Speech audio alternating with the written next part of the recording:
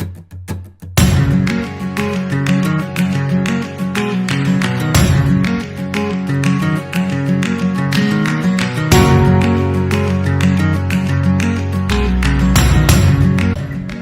Enterprise for Social Impact is a 2-decade-old organization that believes in empowering people from ordinary walks of life with leadership programs and shaping leaders out of students, teachers, as well as parents. We have impacted thousands of lives across these years and continue to do so every day. Welcome to our show called the Inspirational Educator Series, where we interview eminent personalities from different parts of the world who have been changemakers or pioneers of various initiatives that they have introduced in schools or the community.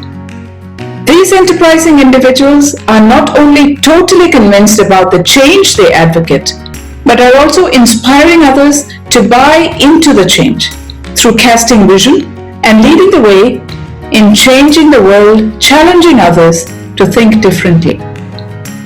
Our guest for today is Maryam Ehsani.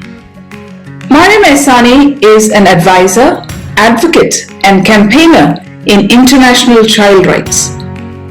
Before establishing ChildSafe ME in 2018, Maryam has worked as an international child safeguarding lead, working with organizations to devise and implement child safeguarding policies, procedures, and standards.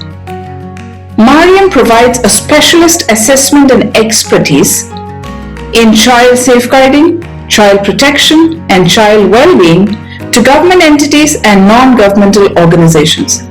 She supports the effective implementation of the international child rights activities by providing leadership and technical expertise to different country representatives, as well as being a leading focal point to senior management of large organizations. With more than a decade of experience, she has supported more than 100 organizations with their development of the international movement to safeguard children and have audited several global organizations on their child safeguarding policies and practices.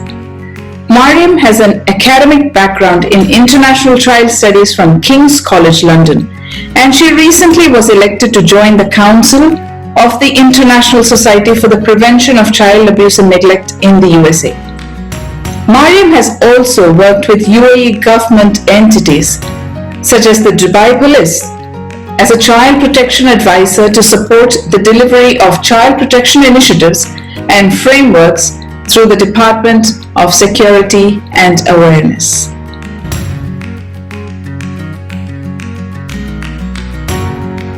Hello Maryam, welcome to the Inspirational Educator Series by PeoplePro. It is our pleasure to have you on our show. Hello Anu, thank you for having me. It's my pleasure to be on the show. I've been very, very interested in the kind of work you do because I think you work in a very niche area, which is also very, very important. So I would really like our viewers to understand the journey that you have taken to reach to this, to where you are today. So the journey of ChildSafe Middle East ME started here in 2018. But before that, when I was based in the UK, I used to work with various organizations in different countries towards the implementation of child rights. So when I talk about child rights, it's basically looking at every right that help children to develop and grow in a safe environment in the community or in the region or within their family. So I was always interested in helping children, in making sure that children are growing in a safe environment to go from childhood into adulthood with a great experience. Because Anu, like when we talk about childhood, unfortunately many people think that whatever happens in childhood, you will forget about it.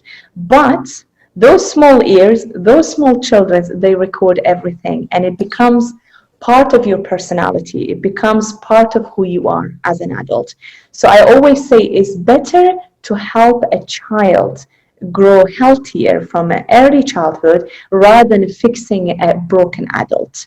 So don't leave it until it's too late. So start early. And that's why I really believe in child rights and child protection and child safeguarding for a healthy childhood. There is always this confusion between people about what is child protection and what's child safeguarding.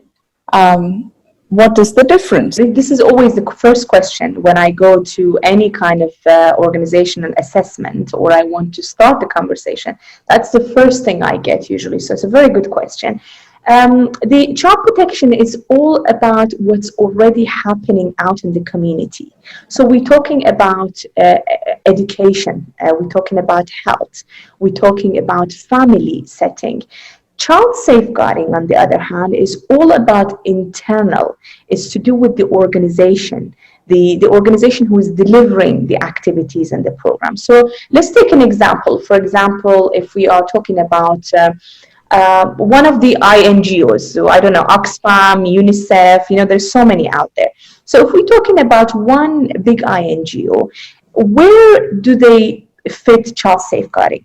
Child safeguarding will fit internally in looking into their policies and procedures and ensuring that whatever they do to the outside in the community to help children, it's done in a safe matter. It's done in a way that doesn't harm children further. So that's how I differentiate the two, and it has been differentiated as two different definitions. In the United Nations, child safeguarding is internally to the organization, child protection is external. So is there a law that mandates that all institutions that work with children must have a child safeguarding policy? So if we look at the United Nations, the UNCRC, the treaties for the children, under Article 19, it talks about the responsibility of every organization ensuring that whatever they do, it's safe and that they don't further harm the children by their activities and program. So it is in the United Nations for the Children's Rights, in the UNCRC, and it's important for everybody to implement. Good. As you were speaking, I was just thinking, is child safeguarding limited only to institutions and people who work with a lot of children, or does it begin at home? Do they also have the responsibility to safeguard the rights of their own children? Does it start from the family unit itself? What do you think? Okay, so I would say child safeguarding is everyone's business, everyone's responsibility. That's first thing. Now, going back to your question, is it the responsibility of the parents? The parents needs to be aware of what child safeguarding is. Why? Because imagine if they send their children to the school, which most children go to school, they need to know what is the child safeguarding policy or the measures in that school. Do they have one? What if a teacher misbehaves? What if something goes wrong in the school and the child needs to report it to someone?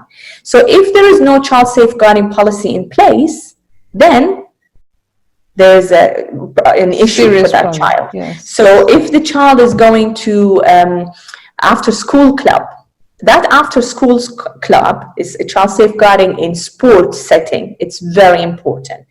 Children are at a high risk when they are doing any kind of sport because they are in contact with other adults. So with instructors, we are not assuming that everything is going to go wrong, but it's all about ensuring that the measures are in place and that these are taken very serious and the parents know exactly what are the measures. But if the parents don't know about it, they are not going to check, and if the schools are never heard about these things, they will not implement. So imagine there is two gaps here that will never be filled, and the child will be at risk here. Now that you've started ChildSafe ME, what are your objectives? What do you aim to accomplish through this organization? So ChildSafe ME, it's an organization that really with a single goal is to create safe environment for children. And that will be done, and it's been going now with different sectors in a society. So for example, we work with hospitals, we work with schools, with government, with INGOs, in ensuring that every sector It doesn't matter if they don't work with the children directly. Even if they come in contact with children in the community or in the society, they still need to know what are the child protection, child safeguarding measures, what they can do if anything goes wrong, and where are the people who can support them when it comes to something going wrong. Because we don't want to leave it too late when something is really falling down and then say, okay, who do we reach out to? So the idea of ChildSafe ME is to raise awareness. And that's what we have been doing for the past 2 years, and raising awareness, working with different stakeholders in ensuring that everyone understands what child abuse is. Because as I said to you earlier, child abuse is a complex and sensitive subject, and everyone will define it in accordance to their own beliefs, culture, background, and the way they've been brought up. So not everybody will have the same definition until we have a clarity and unity. Until we all agree that, yes, this is the international definition for child abuse, let's all agree, sign into it, and say, yes, this is not an okay practice to happen. And if it happens, what do we need to do? And how do we hold people accountable? So the good thing about the UAE, for example, the Wadima law was established in 2016, in March 2016. And since then, there has been a lot of programs and campaigns and awareness to tell everybody what child abuse is and how we can prevent it. So there's the role of the government, there's the role of education, there's the role of families. As I said earlier, is everyone coming together and ensuring that this message has a clarity and unity when it comes to implementation. There are various kinds of child abuse, right? What are some of the types? If there are parents who are listening in and they would think, well, there's no abuse happening in our family, but there might be some kind of an abuse that's happening which they're not aware of. So what are the different types of abuse? So the common ones, first of all, of course, it's the physical abuse, that we still have a lot of debates, like, is smacking okay, hitting okay? The good thing about Scotland, they now passed the law in terms of smacking is not also okay. So hitting was not okay anyway, but now smacking is not allowed, and there's a really serious crime. So it's physical abuse, it's one of them. Then we have emotional abuse, then we have sexual abuse, and then we have the online abuse. Online abuse is one of the types of abuse that it's on the rise, because there hasn't been much attention into how to ensure that children are safe when they are online. So it's very important. And also there is neglect. Neglect is one of these types of abuse that there is, again, debates that people say, is neglect a type of abuse? And I would say yes. Because neglecting a child from having a healthy child development, you are basically damaging the life of that child for a long, long time to come. So yes, these are the types of abuse. And then there is so many different ones, but these are the part of the definition in the United Nations. And then when you break down into different countries, different regions, there are other types of abuse. For example, there's spiritual abuse, where people use spirituality into doing harm to children. So there are different elements that every country has its own. But these are the key types of abuse, if I would say. All right. If you were to give out a message to the people who are listening, people listening could be parents, could be people working in organizations that deal with children, it could be students who are listening in. If you were to give out a message on what you are so passionately advocating, what would that message be, Maryam?